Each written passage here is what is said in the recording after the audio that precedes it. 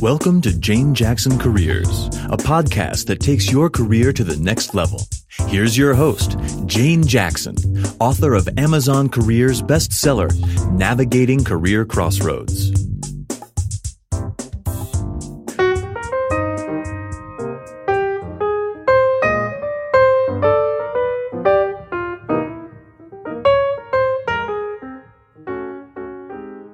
Welcome back to my Careers podcast, where I interview fascinating professionals who have made amazing career changes or are leaders in their field. And today I'm very lucky to have a very special person who is the Clarity CEO. Geoff Hetherington is a global expert on attaining business and personal clarity, and he's worked with hundreds of business owners and executives to detangle issues, solve problems, lower stress, and improve profits. That's why he is a mentor of the Key Person of Influence Entrepreneur Program. He has launched the Telstra Next G network in non-urban Australia with the largest experiential marketing campaign ever undertaken in this country, and spent 5 years in Indonesia running 5 companies with $500 million in sales. Through Geoff's business, he creates clarity from chaos, diagnoses and tune-ups businesses so that the owners and management regain control, work less, play more, and make more money. How good does that sound? He is known as pragmatic, he's strategic, he helps you gain clarity, he mentors you, he teaches, and he is a business expert. Those are his enduring passions. So let's find out about Geoff and welcome him to the show. Hello, Geoff. Hello, Jane. How are you? Thanks for having me on. Oh, it's wonderful to have you here. Now, you are one who provides clarity to many, many entrepreneurs, and you're known as the Clarity CEO. So I want to know all about, how do you become the Clarity CEO? Now, as you know, in my podcast, I always like to kick it off with your early days and your career aspirations. So how about, just to get started, tell us a little bit about what your career aspirations when you were a little boy. Look, when I was a little boy, my dad was and is a fiction writer. So when I was a kid, I grew up, and Dad made this thing called the Space Rangers Club, where we had membership cards cut out of cardboard and all this sort of stuff. And I mean, this was in the 60s. So I grew up sort of wanting to be two things, and they were very, very different. I wanted to be an astronaut, and I wanted to be a teacher. Go figure. And obviously the astronaut thing didn't happen, but I certainly went into the teaching thing with a passion and a vengeance after high school. So, the sad thing was, when I went through and got my teaching degree, my Bachelor of Education, when I came out with 230 other graduates that year, the Victorian government had just spent the last 5 years bringing teachers in from California. So there was 230 of us looking for teaching jobs, and there were 15 jobs in the entire state. So, like many of my fellow teachers, I did emergency teaching, where I'd go and babysit someone's class while they were on long service leave, which meant I couldn't actually do anything except follow what the other teacher wanted. That wasn't very satisfying. And I'd work night fill in a supermarket to get through teachers' college. It was back in the days where, like, it was government give you $40 a week to cover rent, food, books. Didn't work too well. So I went to the supermarket chain I was working for and said, make me a manager. And because I was a uni graduate, they thought, fantastic. So to this day, I can still bone out a side of beef. I can bake bread from scratch. I can tell you more about cheeses and smoked salmon than you ever possibly need to know. So it was a great entree into the business world, doing supermarket retail, which is where I started and spent quite a few years. Yeah, so wanting to be an astronaut to becoming a teacher and then getting into retail. Now that's quite a change already. And so in between those days and now, as the Clarity CEO, where you work with all of these C-suite executives, you've had quite an interesting corporate career path too. Yeah, look, when I was doing the whole supermarket thing, there was a development in retail in Australia and worldwide of these superstores. So in Australia was a thing called a super Kmart, which was a Kmart and a full-size supermarket together under one manager, where I wanted to go. But I didn't have very much in the way of soft goods experience. So I joined a company called Venture Stores, which is sort of like a down market Target, I suppose you'd call it now. They didn't last very long for various reasons, but I then spent some great time there till my pay started turning up a month late. That tells you what was happening in that business. I got headhunted into Coles Supermarkets, worked with them, became an area manager, loved that sort of stuff. got the opportunity to get involved in what was called a trade exchange. You're all familiar with barter card. Well, barter card actually took the idea of an American company called ITEX and recreated it here. I bought a franchise with a competitor of ITEX about barter card here, and the person who was the master franchisee, as far as I know, is still living in South America with my money and that of 6 other people. Essentially nearly bankrupted me, left me with 6-figure debts, which it took me a couple of years to clear. I took over Amcal Chemists. I ran Amcal Chemists in New South Wales for a while. They shifted me to Indonesia, where I ended up working for the Gamala conglomerate and opened 12 new upper-teak Amcals in 12 months. And that was interesting because I got off the plane and my office was probably smaller than the one I'm sitting in now, with 4 Indonesians, one of whom sort of spoke English. Within 12 months, I'd found 12 locations, designed uniforms, point-of-sale systems, product ranges, designed the stores, overseen the construction of them, put all the pricing together, and created quite a successful little thing there. And I was headhunted by a company called Dairy Farm International, nothing to do with dairy farmers here, who is the Asian retail arm for Jardine Matheson, and they took me on to run Guardian Pharmacies, which hadn't been doing well in Indonesia.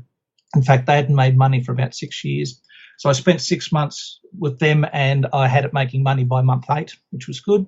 I then amalgamated them with Hero Supermarkets, which is the largest Indonesian retailer, and proceeded to open 300 more Guardian stores across Indonesia in the next 12 months by putting them into Hero Supermarkets, which were these huge stores, with lots of empty space and all that sort of thing.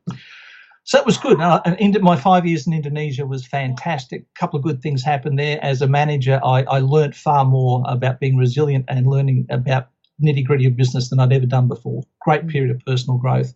But I also got to adopt my son, Michael, who is now in his 2nd year of university and 6'3" like me, and much better looking than I am, of course. But he was literally as long as my forearm when I brought him home from the orphanage. And we went through all sorts of adventures to get him his Australian citizenship.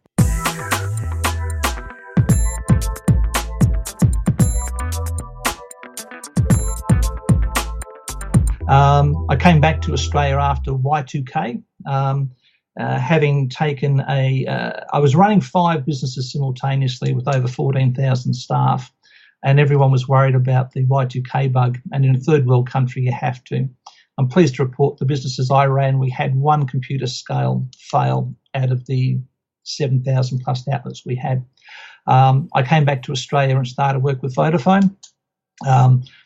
Back in the days when it was what I would call a good organisation, back in the early 2000s, I joined them to become the manager of mass retail, which meant Harvey Norman. I walked in my first day and they said, "Hey, Geoff, would you mind looking after this retail channel we've got called DigiCall?" So, like, not even an hour into the job, my job had changed completely. DigiCall was like the redhead stepchild for Vodafone. It was a chain that they bought. They weren't giving it much love. They were trying to relaunch it. I cleaned it up very quickly. I had a number of staff put up on theft charges, which was rampant because there were no controls. And this is back in the cowboy days of mobile phones. I ended up being the national strategy manager for Vodafone. Left them, joined a company called Leading Edge Telecoms. Took them from no one to Telstra's number 2 dealer in under 2 years. Then took them to New Zealand, where I negotiated with the board of Telecom New Zealand about having the rights to set up their dealer network for them. I had a fairly major falling out with the CEO of the Leading Edge Group over some broken promises. All I'll say is there's 7 figures that I'm still owed that I'm never going to see. And I left them and went to work for another retailer before I ended up at Telstra Countrywide, which was fantastic. I loved my job there. I looked after the local area marketing teams nationally. And, of course, I launched the NextG network, which really, for all the faults and complaints about Sol Trujillo and the Americans, he literally saved Telstra by biting the bullet and making it do this NextG network. So I put together a thing called a Chautauqua, which in American Indian terms, Native American terms, is a travelling medicine show. That's how they used to keep the culture going. People go around and they teach the young people and they talk to them and they go from tribe to tribe. So Chautauqua in Australia, what we do is I set up 6 teams, with all of whom would go to a country town, set up in an oval with no phone lines or anything. We'd set up this big tent. Inside the tent there would be a video calling wall with phones on either side of it, so you could phone and see how well the video call would work. We had a number of laptops set up with the data cards from Optus and all the competitors to show how fast it was. And we had a big jumping castle outside in the phone, shape of a mobile phone, of course, for the kids to come to. So we did 360 odd towns in 6 months. It cost Telstra about $5 million, and it made them over $20 million in sales. So I was Telstra's Market of the Year twice, but on the basis of that and some other stuff I did.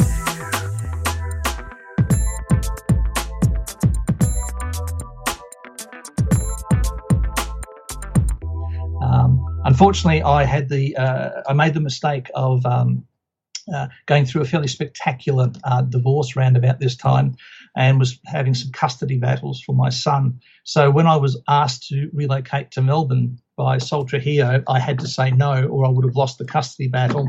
And strangely enough, I was declared surplus to requirements 2 weeks after saying no. And I was right at the beginning of the real middle management purge that Telstra had. But before I went, they were actually talking to me about sending me overseas to do a course at Harvard. So go figure.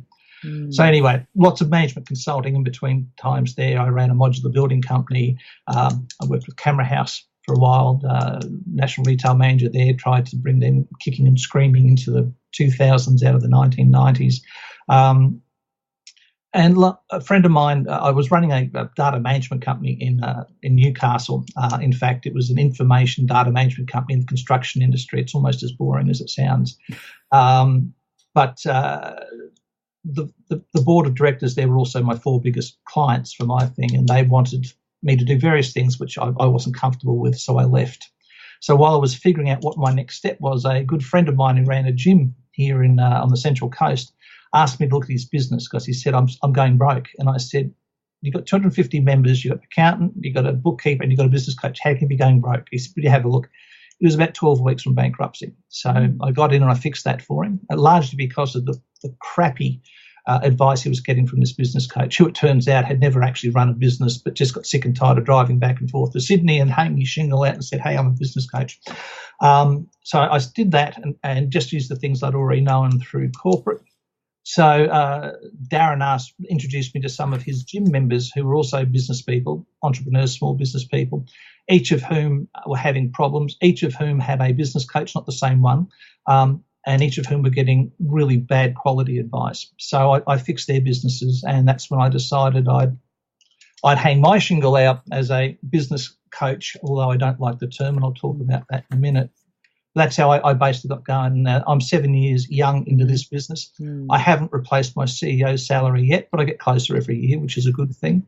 But the main thing is I'm, apart from the soft benefits of time and being able to, like when Mike was at high school, go along and attend awards and all that sort of thing, I'm actually able to use the same toolbox that I've created over 30 years as a C-suite executive to come and help people who are either small to medium-sized businesses, entrepreneurs, or I do quite a bit of executive coaching as well now. Yeah, and you've had such a journey this entire time from Australia to Indonesia to moving different industries, always building up businesses and then turning them around as well, and then going through your own personal transitions, when you went through a divorce and it must have been such a challenging time to have, especially the big change in a personal circumstances as well as business, because you followed your heart, you did what was right for you as well, and unfortunately it wasn't right for the company, which resulted in the redundancy or the change. It's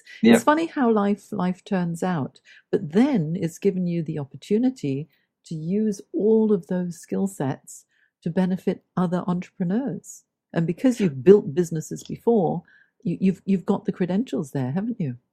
Yeah, it's a blessing and it's a curse. It's one of the things we always hear is you've got a niche, you've got to have a tight niche. And I'm what they call a T-shaped person, a mile wide and a mile deep. So niching is very hard for me because I've worked in so many different industries and I've done everything from startups and IT and tech and retail, etc.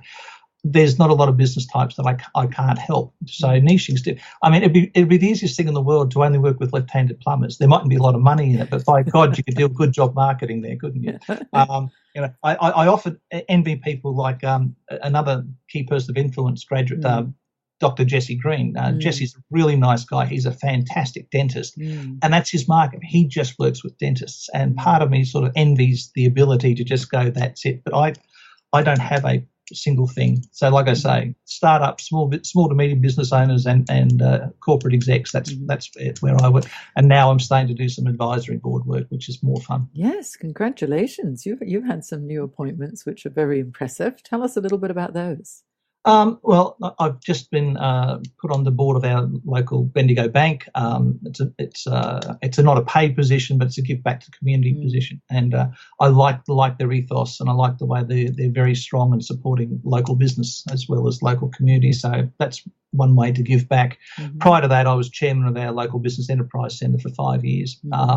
And unfortunately, the state government changed the funding model to, rather than giving us money up front and then having to hit certain targets, they said, hit the targets and we'll give you money paid in arrears. So suddenly we had to operate 7 months without any funds coming in, which is just impossible. Makes it very hard to run on the whiff of an oily rag, isn't it? Well, we were always a very small BEC, but we were always in the top 5 in the entire country in terms of our key performance. They had a great team there, great small team.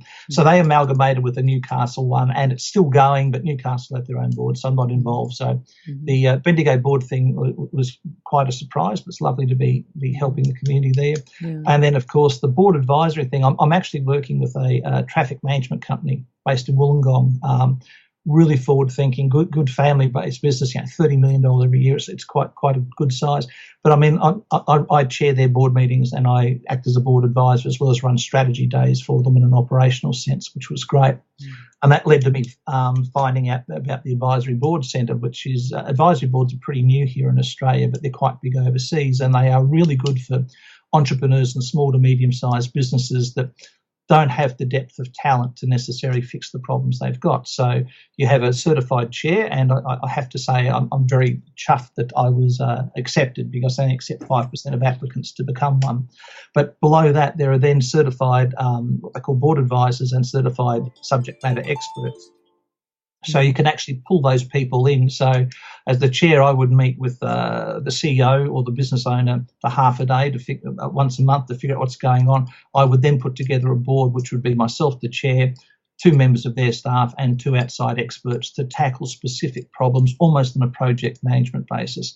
And quite frankly, it's the sort of work I've been doing all my life. It's just more formalised. It's nice to have a structure. So it's just an additional service I offer now. But I'm enjoying it. By the same token, though, I still enjoying doing a lot of good karma work. I mean, I ran a blockbuster for the Key Person of Influence program last night, and we had people from the UK and all around Australia on it. So, none of us that do those blockbusters actually get paid for them, but it's nice to give back to that particular community, which was very supportive of me when I was having some rough times. So it's good. Actually, the Key Person of Influence program is an excellent program, isn't it? Because we've both gone through it at different times, and it certainly gives us a lot of clarity with regard to how to build a business moving forward.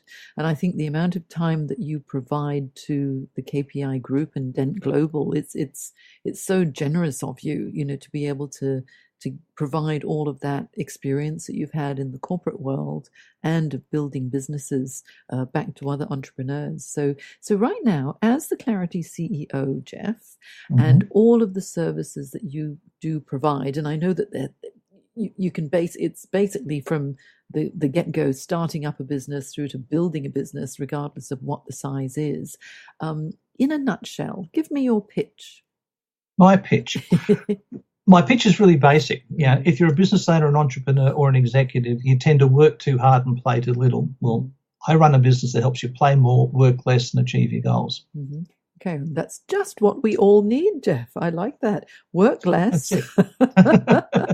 Play more. Work less, play more, achieve your goals, whatever those goals are, whether they be contribute to the community, whether they're financial goals, whether they're work-life balance goals. So basically, it's a holistic approach that you take to your coaching. Look, it is. I mean, I've done courses. I'm a certified life coach, which I don't mention very often because it's a very poisoned well, unfortunately. The term coach, for me, a coach is a horse-drawn carriage with four wheels that takes people for a ride, and too many coaches take people for a ride. I try not to do that. My model of coaching is working with people. So I'll roll up my sleeves, and I have a model of done with you, so I skills transfer. So it's like trying to be like a good chiropractor, right? A bad chiropractor says, well, Jane, you have to see me every fortnight for the rest of your life and your whole family as well because they need help.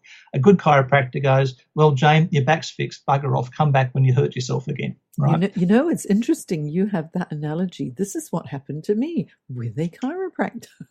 Right. When I was in Singapore, I had this wonderful chiropractor. He would fix it. He goes, okay, off you go. I don't want to see you for a while. And I go, well, I'm coming back. He goes, well, if you come back, you come back, but you should be fine.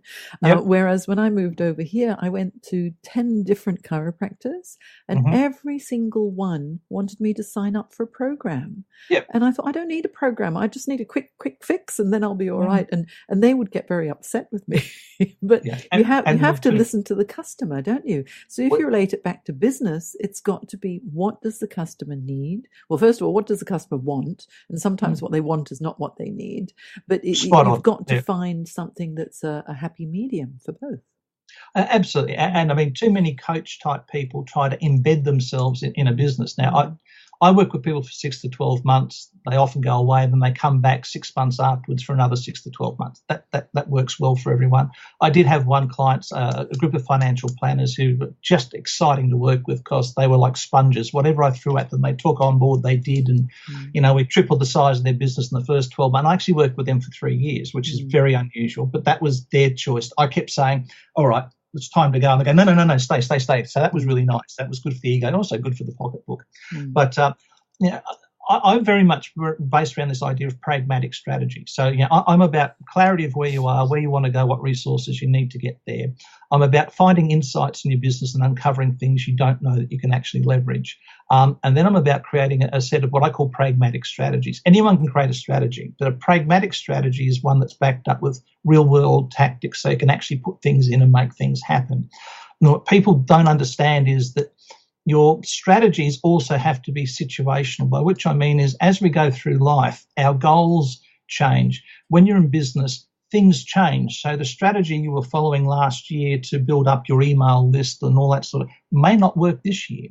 A great idea, a great example of that is so many people only do email marketing now. But the smart people are also starting to go back and use a bit of direct mail because everyone loves getting an envelope with their name on it. It looks like it's handed and open it up and it's, hi, Jane, just wanted to reach out and say X. And it's such an unusual thing now. People are actually, it stands out in the crowd. And that's one of the things that's really important is how to differentiate yourself in the increasingly noisy million channel that we all live in world. So I work on the idea of let's be pragmatic. Let's have a look at it's all very well to want to change the world and put a dent in the universe, but if you can't pay your own bills, if you can't look after your own family's needs first, that's no good. So you've got to be pragmatic. You've got to get your cash flow right. You've got to understand what's the problem you solve, who you solve it for, how do you solve it, can they pay for it, where do you find them? There's a whole series of very simple questions, but the answers can be quite complex.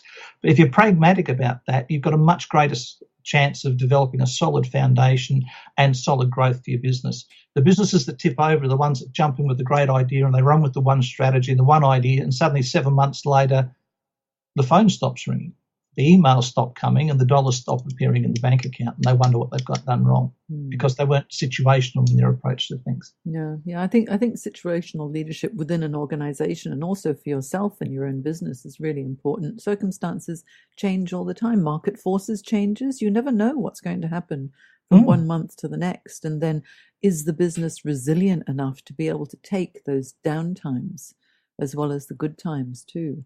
So if someone wanted to work with you, Geoff, what would they need to do? Well, the easiest thing is to reach out to me via email, which is Geoff, Geoff, I'm a Geoff, at theclarityceo.com. Not the American style J-double-F, no, Geoff. You can find my website is theclarityceo.com. It's also geoffhetherington.com. They end up in the same place, and there's a contact form there. You can do that for me. But the important thing with this is people need to sort of approach things with framework or structures. So, the best thing to do is to have a risk lens. So understand what maybe the top 3 or 4 risks are in your business. Figure out, can you remove them entirely? If you can't, figure out how you can mitigate them by reducing their impact on your business. If they still happen, then figure out how you're going to survive them, and then figure out how you're going to get your feet after them. If you've got that simple 4-step matrix set up, your business is going to be much more robust. Look, Jane, I've also set up a special offers page for your guys. So if they go to geoffhetherington.com / just for Jane's listeners, you'll put this in your show notes anyway. I've got 5 of my services there, ranging from some tactical strategic calls to a coaching pack to my detangling days, which is quite frankly the thing I'm best known for, where I lock you and me in a room with a whiteboard for 6 to 8 hours. You've done 20 pages of pre-work. We reduce your business down to bedrock, and we rebuild the whole thing in terms of clients, costing, product architecture, and you leave the day with a 6-month plan of what you need to do to get to the next level. I have to say, it's the only thing I offer 100% money back guarantee on. I've done 114 of them to date, and no one's asked for a cent back, so I'm pretty confident in those. Definitely. Well, I know a number of people who've had your clarity sessions, and they've walked away just mind blown at what they can do, and very excited about the possibilities moving forward. So I think that's an amazing offer. I will have all of these on my show notes on janejacksoncoach.com. But just as a reminder, there's also your Twitter handle is @theclarityceo. Your website is theclarityceo.com, and I will have all of Geoff's contact details on my show notes too, because if you want clarity in your business, Geoff Hetherington is the Clarity CEO. So you really can't don't look anywhere else, because so many people have told me, I've had one session with Geoff and suddenly I know what I need to do. So I think what you do is you distill everything down into a step-by-step process that people can follow for success. Yes? Absolutely. It's all about the clarity and the insights, and then the practical strategies. And also what I'd like to find out from you is, how do you handle the ups and downs? What would your top tips for success be? First thing is to define what it is, and I'm not a big believer in this concept of work-life balance, because that would indicate they have to be 50-50. I like Henry Rollins' thing about there is only time. So for me, there's only life, and it depends where you put your energy. And sometimes your energy's got to be more work, sometimes it's got to be more home. So I like thinking about work-life integration. So how do you handle the ups and downs? Is probably just to keep this idea in mind that this too will be over soon. So if you're having a really bad time, just stick to it and get through it. If you're having a really good time, I do use a thing called a 24-hour reset. I celebrate, but the next day it's back into what I was doing, rather than trying to let that fantastic feeling carry me forward for a couple of weeks, because that's when your eye goes off. You take your eye off the ball. And you've got to look after yourself. So you need to, you've got to do the basic things like, you should try and have some form of meditation every day, or walk every day. You should do some exercise. Shouldn't drink too much alcohol. I put my hand up. I drink too much red wine, but I enjoy it. Look after your diet intake. Surround yourself with good people. Be kind to those that you love. All those basic things which have become cliches are all true, and they're the things that help you become resilient and survive through stuff. One of the best things about spending 5 years in Indonesia was I saw the poorest of the poor and how happy a lot of those people were. And I saw the richest of the rich, people that could buy and sell me 100 times over, and how bloody unhappy they were. And I just understood that, money means choice. It's nothing more than that. Money just gives you choice, but you don't necessarily need the money to be happy. And I took to heart a lot of the things I saw over there in the kampungs and the Indonesian villages. Just the most ecstatically happy kids, and they quite, by our standards, had shitty lives. But I think it really does depend on who you compare yourself to, and it's so much better not to compare yourself at all. It's just to think about, what is it that is meaningful to you, what does make you happy, how can you give back as well, so that you're able to leave a bit of a legacy, because I think we're all here for a specific purpose. What that purpose is so different for all of us, and too many people, I think, focus on just the money side of things, because money does not make you happy.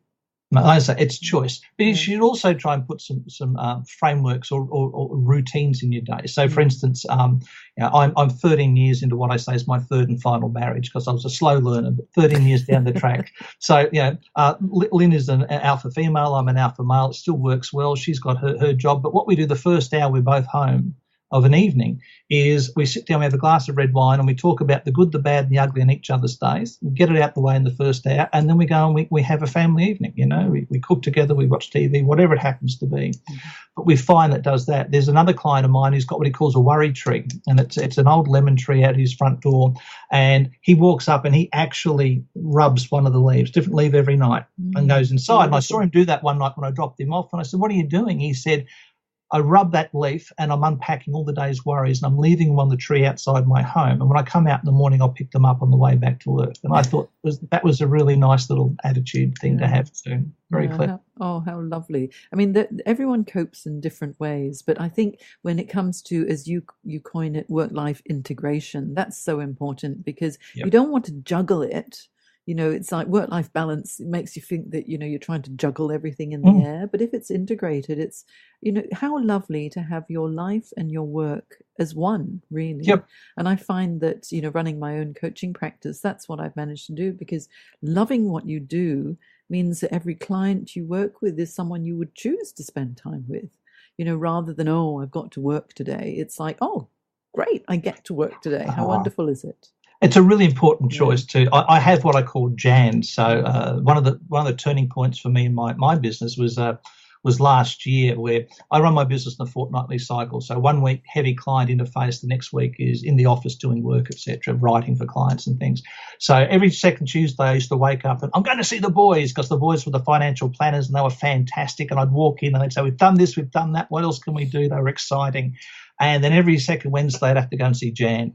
And Jan was one of these emotional vampire types who would say, "Nothing's working, the world's dreadful." And I'd say, "You've got to do some of the work, Jan." And she'd go, "Oh, yes." So I just had enough, waking up every second Wednesday going, "God, I've got to see Jan." So I fired her. And she got very upset, saying, "You can't fire me, I'm the client." I said, "Yes, I can, I have." And I walked out to the car and I went, "Oh, that's not very good for the income, but I feel curiously light." So I sat in the car and I thought, how many more Jans have I got? And I realised I had another couple. So I rang them from the car and sacked both of them. Put a big hole in my income, but felt really, really good. So the only time I get caught with a Jan now is if they become referred from an existing client or they're from family or friends. But other than that, I'm very, very careful about who I work with.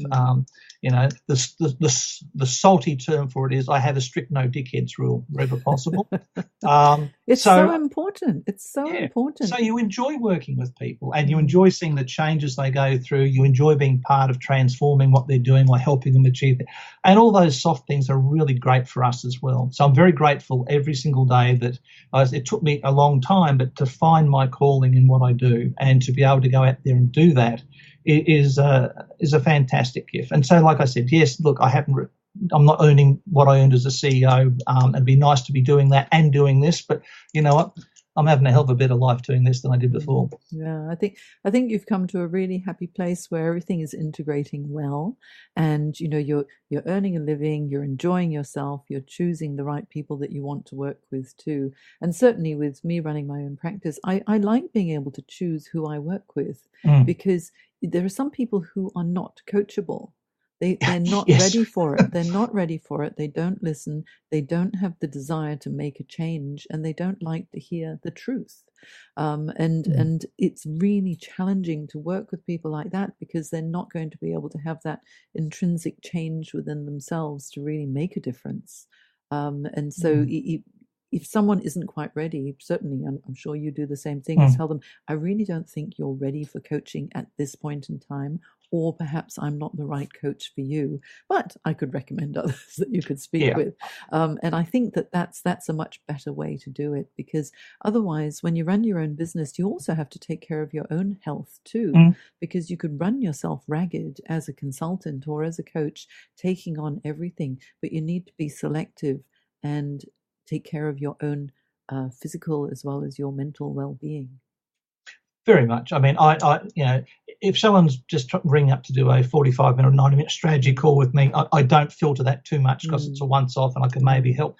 But if someone wants to do a coaching program with me or someone wants to do a detangling day with me, we have a 10-minute phone call first. And the promise of the 10 minutes is at the end of the 10 minutes, I'll tell you whether or not I can help you. And if I can't, I won't waste your time. I'll just say, we're not a good fit. We can't fit. And they can get on with what they want and I can get on. And then I say the only other time when I actually do take on some of the Jan type people is where, it might be a really good client of mine who says, look, he's a friend of mine. He really needs help. So you'll take that on to try and battle through, but also always on the proviso that if I feel I can't help you, I'll tell you up front. I'll be quite honest. And I just find that makes life a lot easier. Yeah, I admire your integrity because that's the most important thing. You've got to stay true to yourself when you are running your own business, regardless of whether it's a service-based business or a product-based business. It's got to be meaningful to you as well and feel rewarded at the end of the day. Yeah, well, we go through stage. I mean, when you're starting up, if someone's warm, upright and breathing can pay what you're asking, you take them on because A, you've got to learn, but B, you've got bills to pay, etc. But as you get more experienced and better at what you do, and you start getting smarter about how you charge for things, then you're able to filter people out more. So, for anyone who's listening to this, who's at the beginning end of their journey in business and they're going, I've got all these clients I don't like, but you're only new in business. Don't worry, that will change. That's right. In the meantime, be pragmatic, get enough in to pay your bills, but it will change. You'll find your tribe. Yeah, and that's the important thing. I think the benefit of what you do, Geoff, is that it's down to earth, real world experience and advice that you're giving people. It's not, believe and achieve and then that's it. It's, you got to put in the hard yards. And then, there are so many overnight successes that took about 30 years. Absolutely. But we just don't hear about those 30 years first of all. Yeah. I always think it's funny. I mean, there's two people that really drive me crazy. It's the whole motivation industry because that lasts till you get up the next day and go back to work and the real world smacks you in the face because there's nothing to keep it going. And it's the other thing is when people make disproportionate promises for things really drives me crazy. I've got friends who are very, very good life coaches, but I was at a conference in February last year and I sat next to this absolutely stunning blonde and I'm talking to her and it was a life coaching type thing. And I said, so what do you do? And she said, I'm a life coach. I went, fantastic. Where do you study? She said, I've been breathing for 35 years. And she was dead serious. That bothers me. There's people like that out there doing things. I think in an industry that's not heavily regulated, like a lot of other professions, you have to be careful of those who just hang up a shingle, because they've had 5 minutes of experience. They think, I can do this, because there's no basis behind it. It's so important to have someone who you can see what the credibility is because they've been there and they've done that before. And I think for you, having run all of these businesses in different industries, you've seen the challenges of multi-million-dollar businesses as well as small startups. But it's and I haven't I like to think I've been successful overall, but hey, look, I'm out there, warts and all. I'll tell you. I mean, there are some things where I absolutely crashed and burned, either due to ego or not knowing things, or a bit of hubris that happens when you're younger as well. I like I look for people that are very genuine, and things like authenticity and being genuine are vastly overused, unfortunately. But the best people to work with are those that are genuine. The best clients for me in particular are people who are actually consciously troubled. Something's not right and they don't quite know how to fix it. So it's either Groundhog Day in their business, or they've grown so quickly that the whole edifice is shaking, or the third one is, hey, we've hit a plateau and nothing's changing. They're the sorts of people we want to work with because they're smart enough to know I need help, but they may not know exactly what it is to fix. Your comment before about what they want and what they need may not be the same thing, but at least if they are starting to want something, that opens the door for people like you and I to get in there and help them find the things they need to move them on to being more successful. Yeah, that's right. Well, I think we have a very similar philosophy on how to help individuals as well. So thank you so much, Geoff, for your time. And thank you for telling us your career journey and sharing some of the challenges that you've gone through as well. And certainly it's great to know that there is the Clarity CEO out there for any entrepreneur who needs to have a little bit of clarity. Thank you very much, Jane. An absolute pleasure. Thanks, Geoff. Talk to you again soon. Bye. Okay, bye.